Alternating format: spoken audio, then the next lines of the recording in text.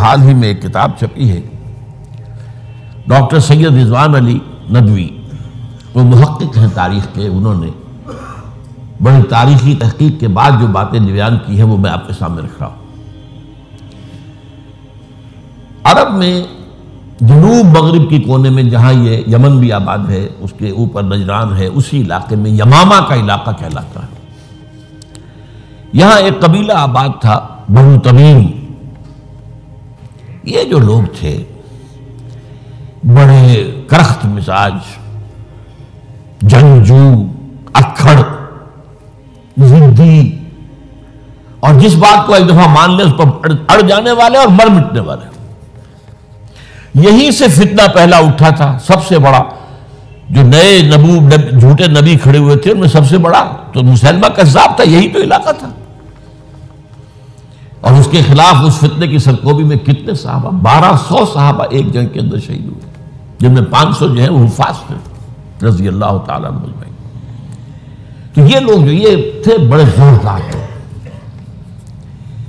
اس قبیلے کے بارے میں حضرت عمر رضی اللہ تعالیٰ عنہ نے ایک بڑی عظیم حکمت عملی اختیار کی۔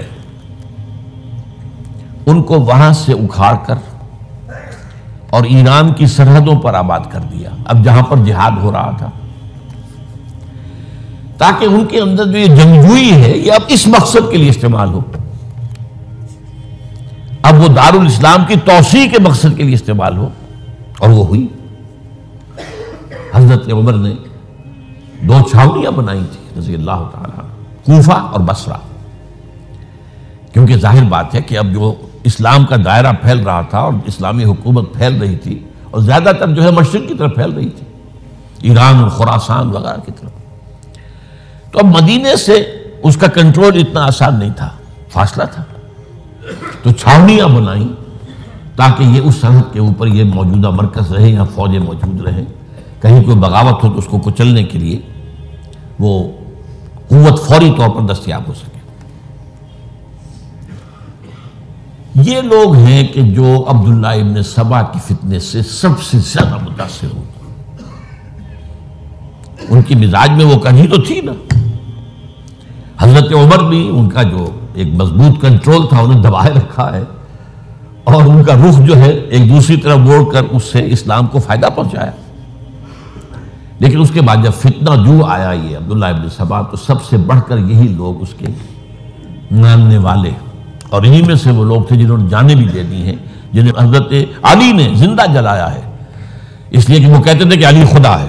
اے علی تم خدا ہو، تم ہمیں آگ میں جلا رہے ہو، یہ تو تم ہمارا امتحان لے رہے ہو۔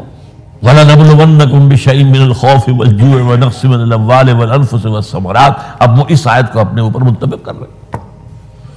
تو یہ جو کرخت لوگ تھے، انہوں نے در حقیقت جو ہے عبداللہ ابن سبا کے کردار میں سب سے بڑا رول پلے کیا، اور انہی کے ہاتھوں حضرت عثمان شہید ہوئے رضی اللہ تعالیٰ۔ اور اس کے بعد انہوں نے حضرت علی رضی اللہ تعالیٰ عنہ کو اپنے گھیرے میں لے لیا، کیونکہ انہی کی کثیر تعداد موجود تھی مدینے میں جب حضرت عثمان شہید ہوئے۔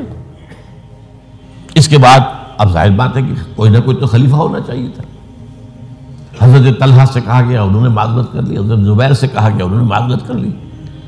اب ظاہر بات ہے کہ حضرت علی آخر امت کو چھوڑا تو نہیں جا سکتا تھا بغیر امام کے، انہوں نے قبول کر لی، اگرچہ حضرت حسن روکتے رہے کہ ابا جان یہ ان لوگوں کی بیعت جو ہے آپ قبول نہ کیجیے۔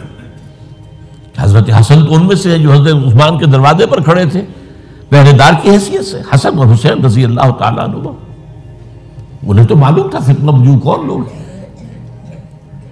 اس کے بعد حضرت علی رضی اللہ تعالیٰ عنہ نے اسی حکمت سے، جس حکمت کے تحت حضرت عمر نے یہ چھاونیاں آباد کی تھی، دارالخلافہ بھی مدینے سے کوفہ منتقل کر دیا تاکہ پورے عالم اسلام کو کنٹرول کیا جا سکے اس مرکز کے ساتھ۔ اس کا نتیجہ یہ نکلا کہ اب گویا کہ حضرت علی کے گرد ان لوگوں کا گھیراؤ مکمل، کوفے میں یہی تو آباد تھے، کوفی یہی تو تھے، حضرت عمر نے انہیں لا کے یہاں آباد کیا تھا۔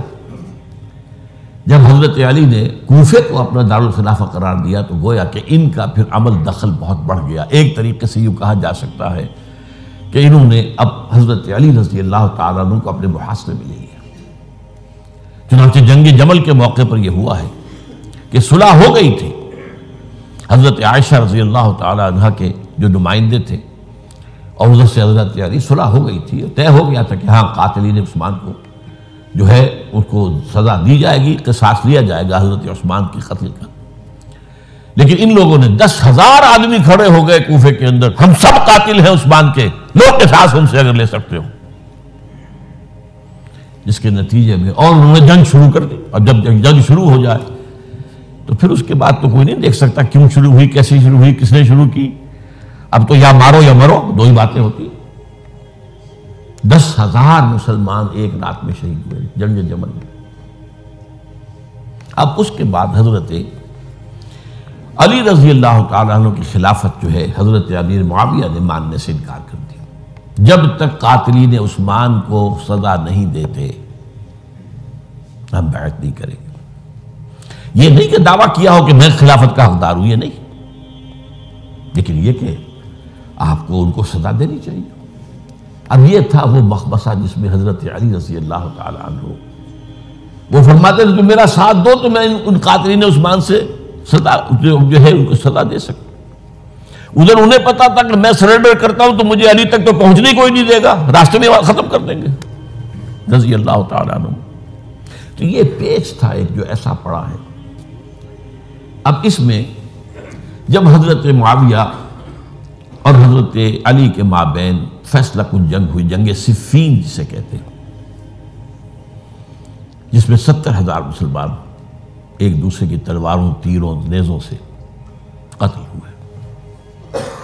اس موقع پر حضرت معاویہ کی طرف سے ایک آفر آئی، قرآن مجید کو نیزے پر اٹھا کر لوگوں نے کہا کہ یہ خونریزی بند کر دو، ہم قرآن کا فیصلہ ماننے کو تیار ہیں۔ حضرت علی دیکھ رہے تھے کہ یہ اصل میں میری فتح کو شکست سے بدلنے کا پروگرام ہے، تقریباً فتح میری ہو چکی ہے، لیکن یہ جو طبقہ تھا یہ ان کا نہیں، بڑی ٹھیک بات کہہ رہے ہیں وہ، مانیے ان کی بات، جنگ بند کی۔ انہوں نے ہی یہی لوگ تھے جنہوں نے مجبور کیا حضرت علی کو کہ وہ تحکیم پر رضامند ہو جائے۔ اس کے بعد تحکیم میں جو معاملہ ہوا، حضرت علی حضرت عبداللہ ابن عباس کو اپنی طرف سے حکم بنانا چاہتے تھے، یہ اڑ گئے نہیں۔ یہ اڑ جانے والے لوگ، اور یہی اصل قوت تھے، وہاں ساری طاقت کوئی نہیں کی تھی۔ تو انہوں نے ابو موسیٰ اشعری کو اپنی طرف سے مقررہ، وہ بہت نرم خو آدمی تھے، انہیں بناؤ۔ بہرحال جو بھی بات طے ہوئی، اب تاریخ کی روایتوں میں اختلاف ہو سکتا ہے، کہا یہ جاتا ہے کہ طے تو یہ ہوا تھا حکمین کے مابین، ادھر سے ابو موسیٰ اشعری، ادھر سے عمرو بن العاص رضی اللہ تعالی عنہما، کہ آپ اپنے جو کلائنٹ ہیں حضرت علی آپ انہیں معزول کر دیجئے، میں معاویہ کو معزول کر دیتا ہوں، پھر جو ہے مسلمان فیصلہ کر لیں کسی اور کی عمارت۔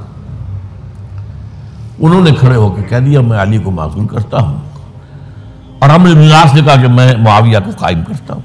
اب یہ ہے روایت، واللہ عالم، اس میں کتنا سچ ہے کتنا جھوٹ ہے، میں کوئی مورخ نہیں ہوں، میں کوئی تاریخ کا محقق نہیں ہوں۔ اس کے بعد جو ہے اب یہ لوگ انہوں نے کہا کہ مانیے تحکیم کو، اور جب انہوں نے حضرت علی نے اس تحکیم کے فیصلے کو ماننے سے انکار کیا تو باغی ہو گئے، حضرت علی کو کافر قرار دیا، اور جا کر ایک جگہ پر حرورہ ایک جگہ تھی وہاں پر جا کے جمع ہو گئے، جتھا بندی کی، بہت بڑی طاقت پر وہاں کر انہوں نے طے کیا کہ علی بھی کافر ہو گیا، معاویہ بھی کافر ہو گیا، عمرو بن العاص بھی کافر ہو گئے، سب کافر ہیں۔ حضرت علی کی طرف سے ایک گئے سفیر ان سے بات کرنے کے لیے، تو انہوں نے کہا تم نے تو کہا تھا کہ تحکیم کو تسلیم کرو، کہ ہاں ہم نے گناہ کیا تھا، کفر کیا تھا، ہم توبہ کی ہم نے، اگر علی بھی مان لے کہ میں نے مان کر کفر کیا تھا اب میں توبہ کرتا ہوں تو ہم ان کی بات مان لیں گے۔ اب حضرت علی اس طرح کا جھوٹ کیسے بولتے ہیں، انہوں نے تو کوئی کفر نہیں کیا تھا۔ بہرحال انہوں نے پھر بھی نرمی برتی کہ دیکھو اگر تم کوئی خونریزی نہیں کرو گے، فساد نہیں مچاؤ گے تو میں تمہیں کچھ نہیں کہوں گا، لیکن وہ اپنی ان شرارتوں سے بعد نہیں آئے۔ تو پھر تیسری جو بڑی جنگ ہوئی ہے ان جنگوں میں، جنگ نہروان کہلاتی ہے، حضرت علی کی جنگ خوارج کے ساتھ، جس میں 4000 خارجی جو ہے وہ قتل ہوئے۔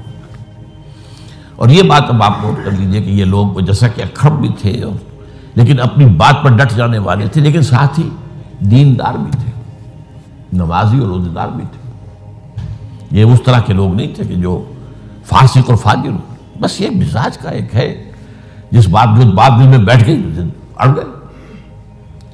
تو یہ اصل میں انہوں نے پھر فیصلہ کیا کہ اور تو ہمارے بس میں اب کچھ نہیں ہے، ان تینوں کو قتل کر دیا جائے، علی کو بھی اور معاویہ کو بھی اور عمرو بن العاص کو بھی۔ تو ایک جگہ ان کی سازش ہوئی، 3 آدمی معین ہو گئے، ایک ہی وقت کا طے فیصلہ ہو گیا، فلاں تاریخ کو فجر کے وقت تم جاؤ، وہ تم کوفے کی جامع مسجد میں، جب علی نماز جماعت کرا رہے ہو خنجر مارو انہیں۔ اور یہ اس کا نام ابن ملجم تھا، خارجی، یہ وہی لوگ بنو تمیم کے لوگ۔ دوسرا جو تھا وہ دمشق میں حضرت معاویہ کو قتل کرنے شہید کرنے کے لیے پہنچ گیا۔ تیسرا مصر پہنچ گیا حضرت عمرو بن العاص کو۔ اب یہ بات اللہ کی طرف سے ہے، یہ تو اس کی مشیت ہے، اس کا فیصلہ ہے۔ حضرت علی پر وار کارگر ہوا، اب شہید ہو گئے۔ حضرت معاویہ پر وہ وار ذرا اوچھا پڑا، زخمی تو ہوئے لیکن آپ کی جان بچ گئی۔ عمرو بن العاص اس روز مسجد میں کسی معذوری کی وجہ سے، عذر کی وجہ سے فجر میں آئی نہیں سکے،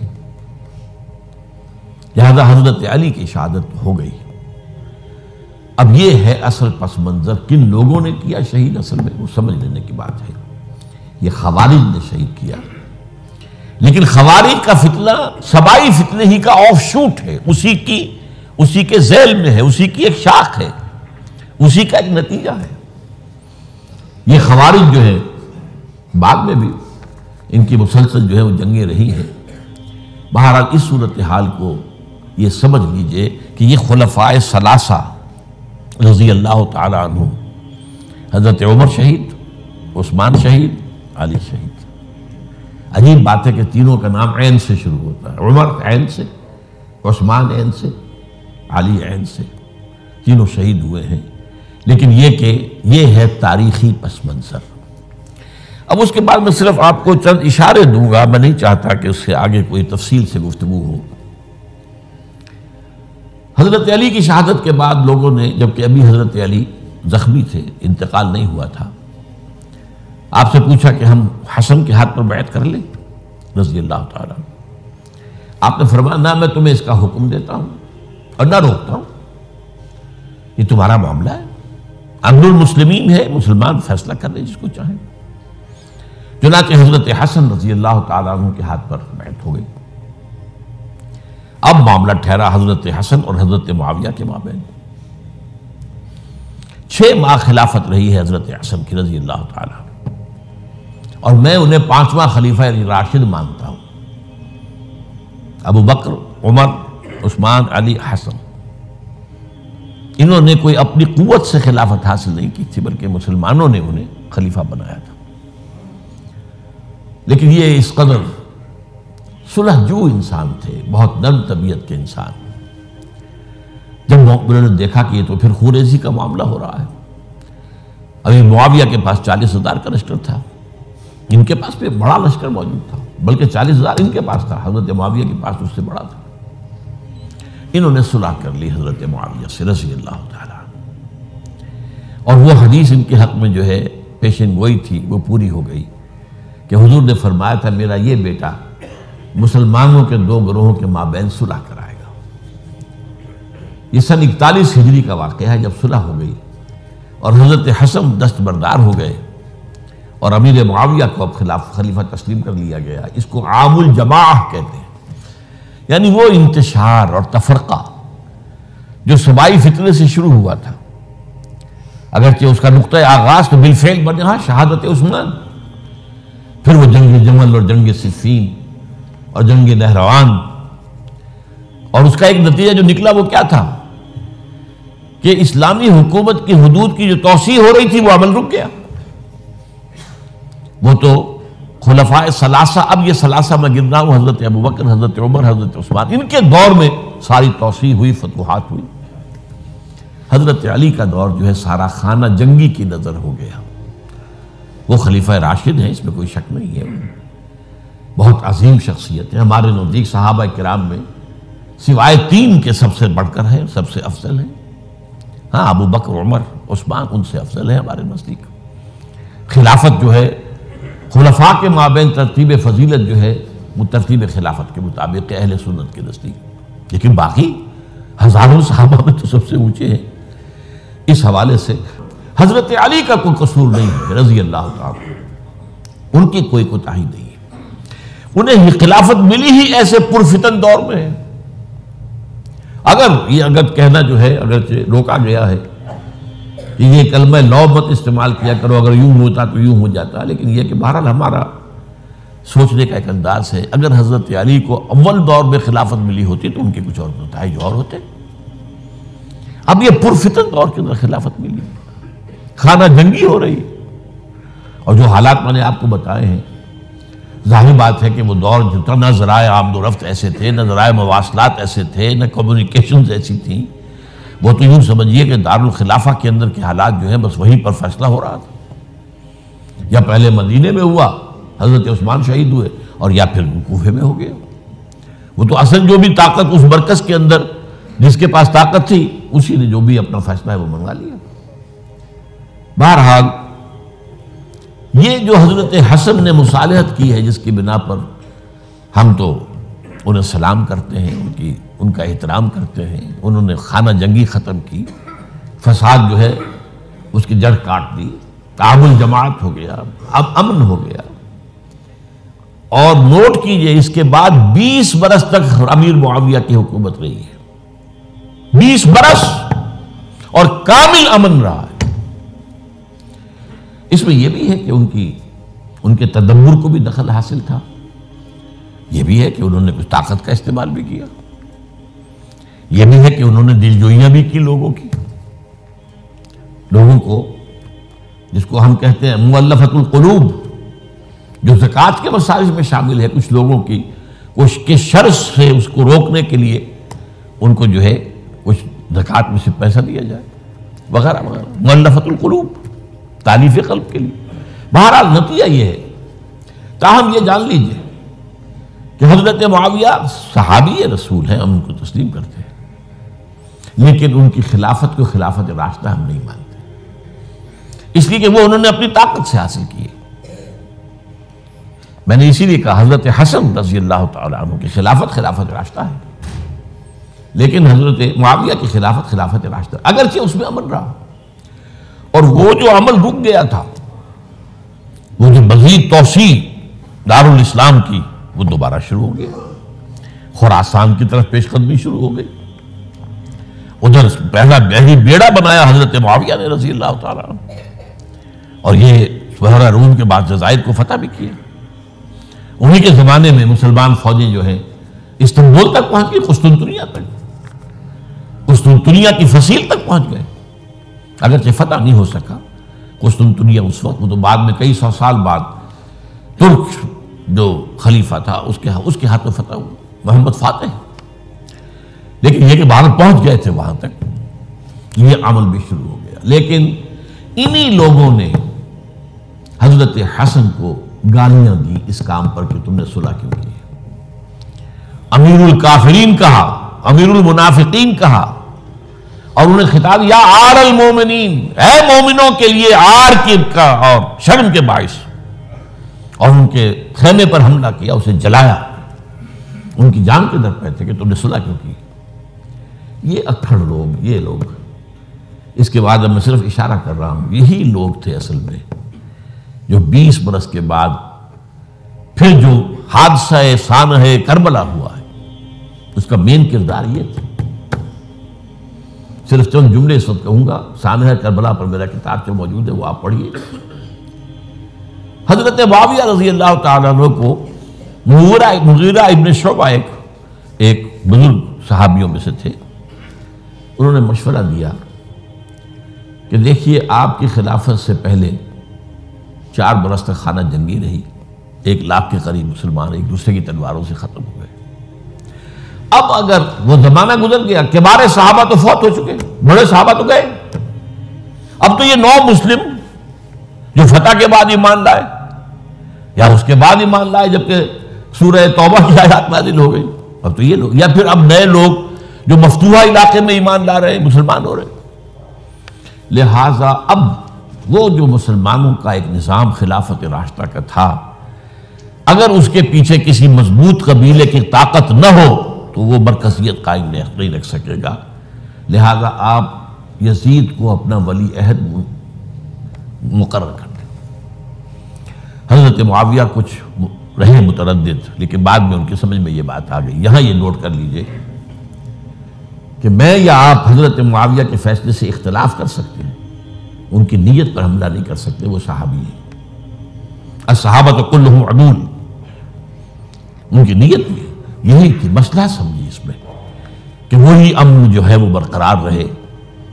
اس وقت جو ہے کچھ تھے ہمارے جو اس وقت اگرچہ وہ صغار صحابہ میں شمار ہوتے تھے، لیکن اب وہ کبار تھے، وہ کھڑے ہو گئے کہ آپ یہ کام غلط کر رہے ہیں، یہ قیصریت اور کسرویت جو ہے اس کا آغاز کر رہے ہیں۔ اور یہ کون لوگ تھے؟ اب دیکھیے ترتیب: ابو بکر کے بیٹے عبد الرحمن، عمر کے بیٹے عبداللہ ابن عمر، عباس کے بیٹے عبداللہ ابن عباس، زبیر کے بیٹے عبداللہ ابن زبیر، علی کے بیٹے حضرت حسین۔ حضرت حسن فوت ہو چکے تھے کیونکہ یہ عین وسط میں ہوا واقعہ، 20 سال کے درمیان 10 سال حضرت معاویہ کی حکومت کو شروع ہوئے 10 سال ہو چکے تھے۔ میری جو تحقیق ہے یا مطالعہ اس کے مطابق تو یہ ہے کہ حضرت عثمان نے مصلحت سے، حضرت معاویہ نے مصلحت سے کام لیا اور ان پر جبر نہیں کیا۔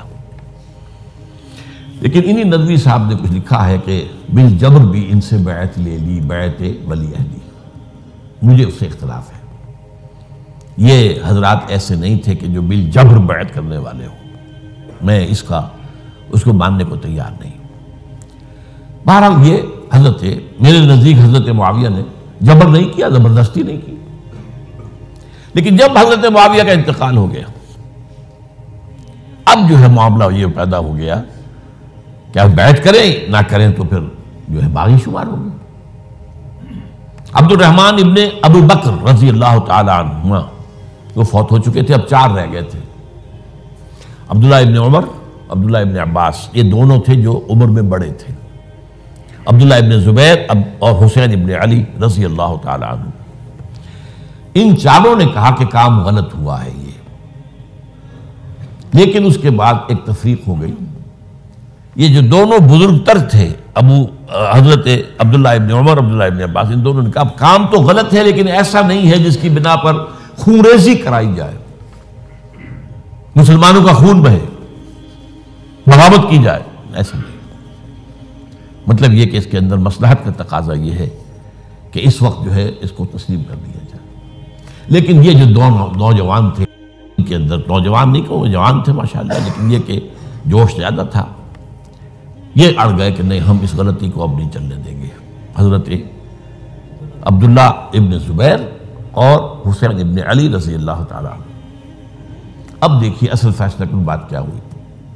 ان دونوں حضرات میں ایک اختلاف ہو گیا۔ حضرت عبداللہ ابن زبیر کا کہنا یہ تھا کہ یہی مقیم رہی ہے مکے میں، اور یہی سے جو ریزسٹنس موومنٹ ہے وہ شروع کی جائے بنو امیہ کی حکومت کے خلاف۔ ادھر سے کوفیوں کے خطوط چلے آ رہے تھے حضرت حسین کو رضی اللہ تعالیٰ عنہ، آپ آئیے، ہم آپ سے بیعت کریں گے۔ حضرت حسین نے اپنے بھائی، چچا داد بھائی مسلم بن عقیل کو بھیجا، ان کے ہاتھ پر 10-12 ہزار کوفیوں نے بیعت کر دی حضرت حسین کے لیے، اور ان کے خطوط کے جو ہے وہ تو پورے کے پورے تھیلے تھے حضرت حسین کے پاس۔ اس سے پھر حضرت حسین نے سفر کیا۔ ادھر یہ ہوا کہ یزید کی طرف سے عبید اللہ ابن زیاد جو ہے گورنر بن کر آیا، اس نے جو تشدد کیا کوفیوں پر، سب نے بیعت توڑ دی، اور حضرت مسلم بن عقیل جو ہے ان کو شہید کر دیا۔ یہ خبر پہنچی ہے حضرت حسین کو، آپ ابھی درمیان میں تھے سفر کے، آپ نے مناسب سمجھا کہ میں واپس لوٹ جاؤں۔ لیکن حضرت مسلم بن عقیل کے بیٹے کھڑے ہو گئے کہ اب ہم قصاص لیے، ہمارا باپ شہید کیا گیا، قصاص لیے بغیر تو نہیں جائیں گے۔ اب یہ مروت کے خلاف تھا حضرت حسین کی کہ وہ ان کو چھوڑ دیتے۔ یہ وجہ ہے کہ وہ حادثہ پیش آیا، اور اس میں بھی اصل وجہ میں بتاتا ہوں، وقت جو ہے ختم ہو گیا ہے۔ وہ یہ ہے کہ حضرت حسین نے جب وہ لشکر تھا کوفیوں کا، کوفی تو آئے تھے نا، وہی کوفی جنہوں نے بیعت کی تھی، وہی بیعت توڑنے والے تھے، وہی لشکر میں آئے تھے حضرت حسین کے خلاف۔ حضرت حسین نے وہاں عین میدان جنگ میں اعلان کیا، دیکھو فلاں ابن فلاں، یہ تمہارا خط ہے کہ نہیں، تم نے مجھے بلایا، دیکھو فلاں ابن فلاں، تم نے مجھے دعوت دی تھی کہ نہیں، یہ دیکھو میرے پاس تمہارے خطوط جو ہیں تھیلے بھرے ہوئے موجود ہیں۔ اب انہیں اندیشہ یہ ہوا کہ اگر حضرت حسین کو کسی طرح بھی یزید تک پہنچ جانے دیا گیا تو ہمارا جو ہے بانڈا پھوٹ جائے گا، پھر ہماری خیر نہیں۔ ورنہ حضرت حسین نے کہا تھا، دیکھو یا مجھے واپس جانے دو، یا مجھے سرحدوں کی طرف جانے دو، میں کفار کے ساتھ جہاد کرتے ہوئے اپنی زندگی صرف کر دوں گا، یا مجھے یزید کے پاس جانے دو، میں اس کے ساتھ اپنا معاملہ کر لوں۔ انہوں نے کہا کہ اگر یزید تک ان کی رسائی ہو گئی تو پھر ہماری خیر نہیں۔ تو انہوں نے نہ صرف یہ کہ شہید کیا، وہی کوفی، وہی بنو تمیم کے لوگ، وہی اکھڑ، انہوں نے نہ صرف یہ کہ شہید کیا بلکہ پھر خیموں کو آگ لگائی۔ کیوں لگائی؟ تاکہ وہ جو ڈاکومنٹری پروف تھا ان کے خلاف وہ ختم ہو جائے، ورنہ آگ لگانے کی کیا ضرورت تھی؟ انہوں نے اور تو کوئی نہیں کیا، یعنی وہ کام تو نہیں کیا کہ جو کسی مفتون کے ساتھ کیا جاتا ہے۔ حضرت حسین کے بیٹے بیمار تھے، حضرت علی بن حسین زین العابدین رحمت اللہ علیہ، انہیں شہید تو نہیں کیا۔ جو خواتین تھیں جو ان کی کوئی بے حرمتی نہیں کی۔ یہ نہیں کہا کہ اب یہ تو جیسے کہ خوارج کہتے تھے جو مسلمان کافر ہو گئے، مسلمان ہیں ان کے نزدیک کافر ہیں، ان کی بیویاں بھی حلال ہیں ہم پر، وہ تو کنیزیں ہیں، پھر فیصلہ یہ تو نہیں کیا۔ خیمے جلائے اس لیے ہے کہ وہ جو ثبوت تھا ان کے خلاف وہ ختم ہو جائے۔